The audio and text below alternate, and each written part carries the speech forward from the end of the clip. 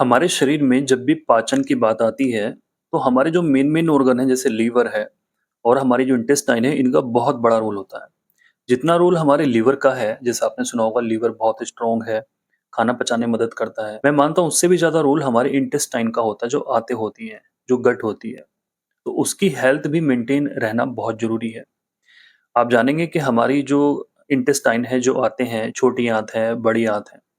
अब इसमें जो हमारी छोटी आँत है, इसके अंदर ही सारा प्रोसेस अधिकतर होता है। जो डाइजेशन का है, जो खाना पाचन वाली चीज़ें हैं, जो एब्ज़ॉर्ब वाली चीज़ें हैं, वो सब उसी के अंदर होती है। यहाँ पे मैं एक साइड में पिक्चर लगाऊँगा, ये है हमारी छोटी आँत, जिसके अंदर ये सारी प्रक्रिया होती है। वैसे तो 20 फीट की होती है, छोटी आँत बोलते हैं लेकिन इसको स्मॉल इंटेस्टाइन। बाकी जो आप एक साइड में पिक्चर और देखेंगे, ये है हमारी लार्ज इंटेस्टाइन, बड़ी आँत। अब इसमें क्या ये देखने में तो छोटी-सी होती है बट इसको बोलते हैं लार्ज इंटेस्टाइन। आप इसमें देखेंगे कोलन बने हुए हैं कि एक हमारा असेंडिंग कोलन है, ट्रांसवर्स कोलन है, डिसेंडिंग कोलन है, सिग्मॉइड कोलन है, रेक्टम है, एनल है, ठीक है? तो इसके पार्ट्स होते हैं।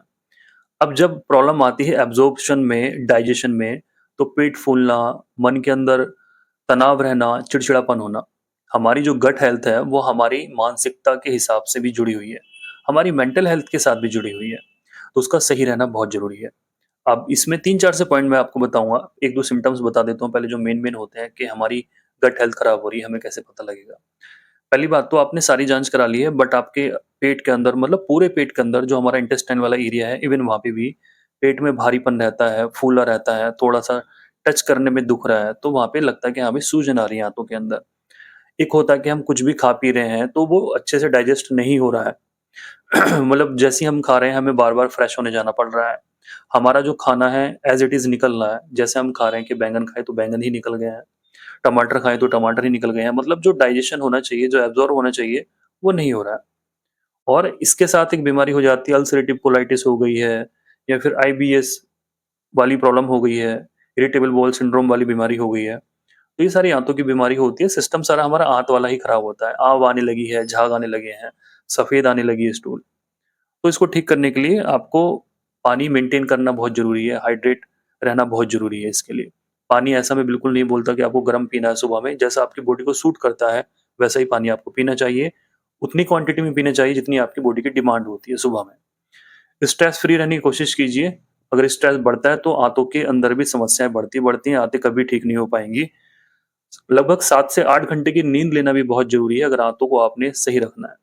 एक कंडीशन आती है प्रीबायोटिक्स और प्रोबायोटिक या आप जितना ज़्यादा दही वगैरह खाएँगे अगर आपको अच्छे से सूट करती है तो आपकी आँत के तो जो आँतों के गुड बैक्टीरिया होते हैं उनकी हेल्थ अच्छी बनी रहती है। तो दूध वगैरह भी आप पी सकते हैं अगर आपको आईबीएस की प्रॉब्लम नहीं है और दही वगैरह भी आप खा सकते हैं। दही मट्ठा जो होता है छाछ जिसको बोलते हैं, बढ़िया है हमारी आँतों के लिए, उसको आप खाइए। काला नमक लगा के खा सकते हैं, कोई प्रॉब्लम नहीं है उसमें। बाकी जिनको कॉन्स्टिपेशन रहता है कि डॉक्टर साहब कब्ज़ रहता है, तो वो भी आँतों की समस्या है क्योंकि वहाँ पे जो इंटेस्टाइन की जो मूवमेंट होती है, वो कम हो गई है, इंटेस्टाइन के अंदर ड्राइनेस हो गई है, तो कॉन्स्टिपेशन होने लगा, कब्ज़ होने लगा, तमाम सिम्पटम उसके आते हैं। तो कब्ज़ को ठीक करने के लिए भी हाई फाइबर डाइट होनी बहुत ज़रूरी है। एक सुपर फूड अगर पूछते हैं मेरे से कि भई सुपर फूड क्या हो सकता है?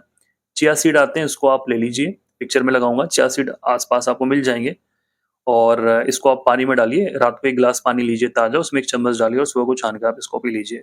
बहुत अच्छा हाई फाइबर है इसके अंदर। रेगुलर में यूज़ कीजिए, आपकी जो इंटेस्टाइन की मूवमेंट है, एक्सरसाइज़ तो करनी पड़ेगी इसमें, बाकी जो उसके अंदर ड्राइनेस है, वो आपकी ठीक हो जाएगी। ठीक है? बाकी फिज़िकल एक्टिविटी आप ज़रूर रखिए क्योंकि जो हमारे ब्रेन का कनेक्शन है, वो गट के साथ है, तो फिज़िकल एक्टिव भी रहना बहुत ज़रूरी है। तो ये 8-10 से पॉइंट्स थे जो मैंने आपको बताए हैं, अगर ये सिम्पटम आपके अंदर रहते हैं और आपकी दवाइयाँ चल रही हैं, कम रिलैक्स आपको मिल रहा है, कम आराम मिल रहा है, तो इन चीज़ों पे भी आप ध्यान दीजिए, तब जाके आपकी प्रॉब्लम सॉल्व होगी। जिन व्यक्ति को मेरे से बात करनी है, नीचे कॉन्टैक्ट नंबर आपको मिल जाएगा, अपॉइंटमेंट लेके आप मेरे से बात कर सकते हैं। इस वीडियो को आप शेयर कर सकते हैं, वीडियो अच्छा लगा है तो वीडियो को लाइक ज़रूर कीजिए, मुझे पहली बार दिखा है, तो सब्सक्राइब ज़रूर कर सकते हैं। Thank you so much.